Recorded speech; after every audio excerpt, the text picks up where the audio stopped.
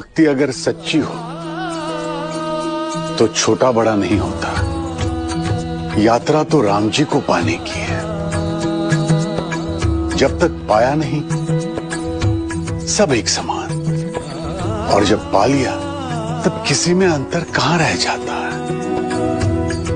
सब राम प्रिय हो जाते हैं।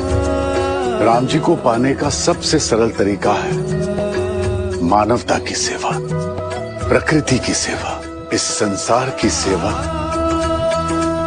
इस सृष्टि की सेवा। और सेवा तभी संभव है जब हम राम जी की रची इस दुनिया में सबको एक दृष्टि से देखें, उसका सम्मान करें। बिना सम्मान के सच्ची सेवा संभव ही नहीं है। कौन सो संकट मोर गरीब को, जो तुम सो नहीं जात है टारो। देगी हरो हनुमान महाप्रभु, जो कछु संकट होय हम